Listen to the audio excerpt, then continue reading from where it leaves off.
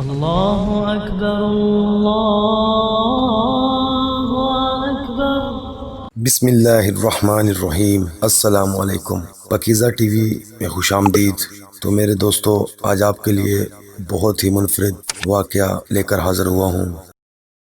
مہمان بنانے کی درخواست کی۔ امیر تیمور کا رویہ اور درخواست دیکھ کر مغلیہ سالار بہت حیران ہوا اور تیمور کو حیران کن نظروں سے دیکھنے لگا۔ وہ حیران تھا کہ تتاری نوجوان مغلیہ فوج سے خوف کھانے کے بجائے انہیں اپنا ذاتی مہمان بنانا چاہتا ہے۔ مغلیہ سالار ابھی امیر تیمور کے رویے کے سحر میں کھویا ہوا تھا کہ امیر تیمور نے آگے بڑھ کر مغلیہ سالار کا ہاتھ تھاما اور بازو کا حصار بنائے ہوئے اسے قصر سفید کے مہمان خانے میں لے آیا، جہاں اس نے اپنے مہمان کے سامنے دنیا بھر کے لذیذ کھانے اور مشروبات رکھ دیے۔ مغلیہ سالار کے ساتھ اس کے قریبی ساتھی بھی تھے، وہ بھی امیر تیمور کے پرتکلف انداز سے پریشان تھے۔ جب ان کے سامنے سمرقند کا بہترین مشروب رکھا گیا تو سب لوگ اسے پی کر اش اش کر اٹھے۔ کھانے کے دوران مغلیہ سالار اپنے میزبان کے قیمتی مال کو لالچی نظروں سے دیکھنے لگ گیا۔ اس کا دل اسے ملامت کر رہا تھا کہ اس نے امیر تیمور کی دعوت کیوں قبول کی، کیونکہ وہ تو سمرقند اور امیر تیمور کے قصر سفید کو لوٹنے کی نیت سے آیا تھا۔ اب اس نے اپنی لالچی سوچ کو دوسرے انداز میں پورا کرنے کا سوچا اور امیر تیمور کے سامنے قیمتی تحائف کی فرمائشوں کا اظہار کر دیا۔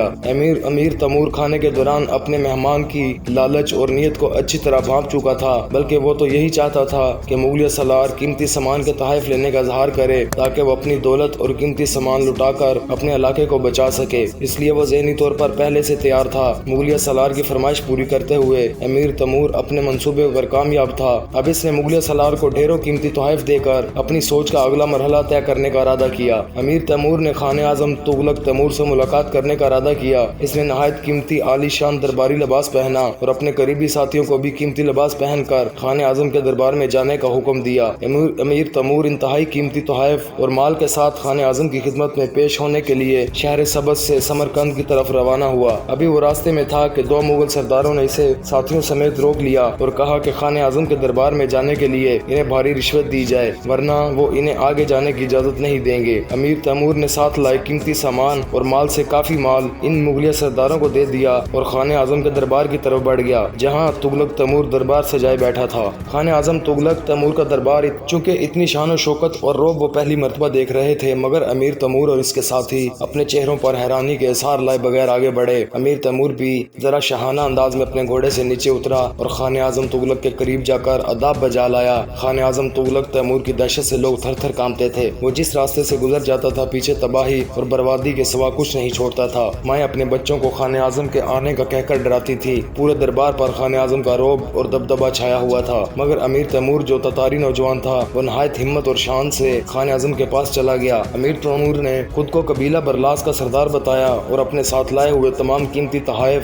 اور مال و دولت خانِ اعظم کی خدمت میں پیش کر دیے۔ پھر امیر تیمور نے خانِ اعظم سے کہا، خانِ اعظم آپ کا اقبال بلند ہو، میرے پاس جو کچھ تھا وہ میں نے آپ کی خدمت میں پیش کر دیا ہے، آپ اس نذرانے کو قبول فرمائیں۔ کاش راستے میں آپ کے فوجی سردار یہاں پہنچنے کے لیے مجھ سے بھاری رشوت نہ لیتے تو میں حضور آپ کی خدمت میں اور بہت کچھ قیمتی تحائف پیش کرنے سے محروم نہ رہتا۔ مجھے آپ کے فوجی سرداروں کے اس رویے کا دکھ ہوا ہے۔ امیر تیمور نے اس موقع پر مغلیہ سرداروں کی یہ شکایت جان بوجھ کر اپنے منصوبے کے مطابق خاص مقصد کے لیے پیش کی تھی۔ پھر اس شکایت کا نتیجہ بھی اس کی سوچ کے عین مطابق حاصل ہوا۔ خانِ اعظم نے جب امیر تیمور کی شکایت سنی تو وہ غصے سے لال پیلا ہو گیا۔ اس نے نہایت غصے کا اظہار کرتے ہوئے حکم دیا ان سرداروں کو فوراً دربار میں حاضر کیا جائے۔ اس مقصد کے لیے اس نے تیز ترین قاصدوں کو حکم دیا کہ وہ ان سرداروں سے کہیں کہ وہ امیر تیمور سے لیا ہوا مال لے کر فوراً حاضر ہوں، ورنہ ان کے خلاف سخت کارروائی کی جائے گی۔ جب ان سرداروں کے پاس خانِ اعظم کا حکم پہنچا تو انہیں خدشہ ہوا کہ کہیں ان کا سارا مال بھی ضبط نہ کر لیا جائے اور خانِ اعظم کوئی سخت سزا بھی نہ دے دے۔ اس لیے ان سرداروں نے آپس میں سر جوڑ لیا اور انہوں نے مل کر فیصلہ کیا کہ وہ خانِ اعظم کا حکم نہ مانیں گے۔ اس لیے انہوں نے اپنے قریبی ساتھیوں کو ساتھ لیا اور سارا مال اکٹھا کر کے شمالی علاقے کی طرف فرار ہو گئے اور وہاں جا کر خانِ اعظم کے خلاف جنگ کی تیاریوں میں لگ گئے، کیونکہ اب انہیں یقین تھا کہ خانِ اعظم حکم نہ ماننے پر ان پر حملہ کر دے گا۔ جب خانِ اعظم کے بھیجے قاصد ناکام واپس پہنچے اور اس کو ساری صورتحال بتائی تو وہ خود بے حد پریشان ہو گیا، کیونکہ وہ تو اس علاقے کو لوارث سمجھ کر لوٹنے اور قبضہ کرنے آیا تھا، مگر اب تو اس کو اپنے علاقے اور حکومت کی فکر پڑ گئی تھی۔ خانِ اعظم اس صورتحال سے سخت غمگین ہو گیا اور اس کو اپنے سرداروں کی بغاوت کا شدید دکھ پہنچا تھا۔ اس دوران امیر تیمور اپنی ہمت، بہادری اور معاملہ فہمی کے ذریعے خان اعظم کے دل میں گھر کر چکا تھا اور وہ کافی حد تک خان اعظم کے قریب ہو چکا تھا۔ اس نے امیر تیمور کو بلوایا اور اپنے سرداروں کی بے وفائی اور بغاوت کا ذکر کیا۔ پھر خان اعظم نے اسی سے مشورہ طلب کیا کہ اب اس کو کیا کرنا چاہیے۔ امیر تیمور نے اپنا منصوبہ کامیاب ہوتا دیکھ کر چہرے پر فکر کے تاثرات لاتے ہوئے کہا، خان اعظم حضور، آپ کو فوراً اپنے ملک کی خبر لینی چاہیے، کیونکہ اس طرح کرنے سے آپ کے سامنے صرف باغی ہوں گے،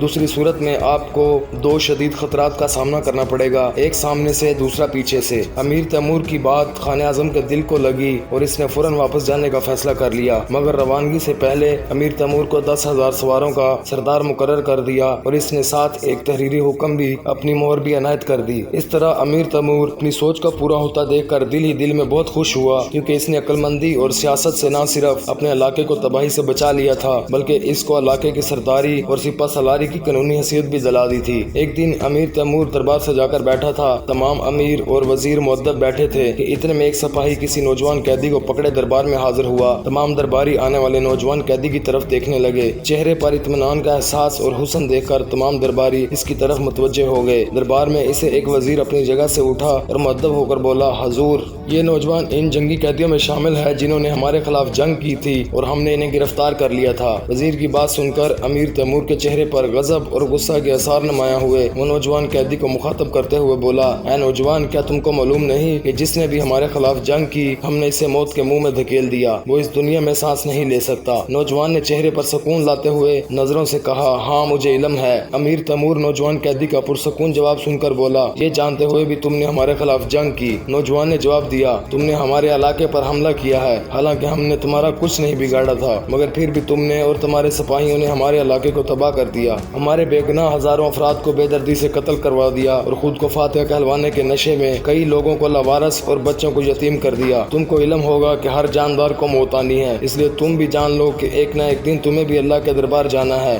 جہاں تم کو اس ظلم کا سارا حساب دینا پڑے گا۔ نوجوان قیدی کا بے باک جواب سن کر سارے دربار پر خاموشی چھا گئی۔ ان سب کو یقین ہو گیا کہ اب امیر تیمور اپنی جگہ سے اٹھے گا اور اپنے ہاتھوں سے اس نوجوان کی گردن جسم سے جدا کر دے گا یا اس کو پھانسی کے پھندے سے لٹکا دے گا۔ نوجوان قیدی کی بات سن کر شاہی سپاہی اس کی طرف بڑھے تاکہ اسے درباری آداب سے آگاہ کریں۔ اس دوران ایک سپاہی کا ہاتھ نوجوان قیدی کے جسم پر لگا تو اس کا فولادی خود نیچے گر گیا۔ یہ دیکھ کر امیر تیمور سمیت تمام درباری حیران رہ گئے کہ یہ نوجوان قیدی مرد نہیں بلکہ عورت ہے۔ جب نوجوان قیدی نے اپنا راز ظاہر ہوتا دیکھا تو نہایت دلیری سے کہا، میں ایک مسلمان عورت ہوں، میرا تعلق ایک ایسی قوم سے ہے جس کی عورتیں وقت پڑنے پر سر پر کفن باندھ لیتی ہیں۔ دین اسلام سے پہلے عورتوں کو کمزور اور کم عقل سمجھا جاتا تھا، مگر اسلام نے اس بات کو مکمل ختم کر کے عورت کو بہادر اور عقل مند بنا دیا۔ عورت کو اس کا اصل حق صرف اسلام نے دیا ہے۔ یہی وجہ ہے کہ آج ایک عورت نے وقت کے بادشاہ کو اس کے ظلم کا احساس دلانے کی کوشش کی ہے۔ امیر تیمور خاتون قیدی کی گفتگو اور انداز دیکھ کر بہت متاثر ہوا اور اس نے سپاہیوں کو اسے آزاد کرنے کا حکم دے دیا۔ اس کے ساتھ اس نے تمام جنگی قیدیوں کو بھی رہا کرنے کا حکم دے کر دین اسلام کے بتائے ہوئے حقوق کا عملی نمونہ پیش کیا۔ امیر تیمور کے سامنے حق کی آواز بلند کرنے والے اس نیک عورت کا نام حمیدہ بانو تھا، جس کی گفتگو نے امیر تیمور سمیت پورے دربار کو حیران کر دیا تھا۔ امیر تیمور نے اپنے ملک تتار کو مغلوں کے شر سے بچا کر سکھ کا سانس بھی نہیں لیا تھا کہ اس علاقے کی سرداری کے دعوے دار حاجی برلاس اور بزید جلائر ایک ساتھ واپس آ گئے۔ انہوں نے واپس آ کر دھوکے سے امیر تیمور کو اپنے خیمے میں بلا کر قتل کرنے کی سازش کی،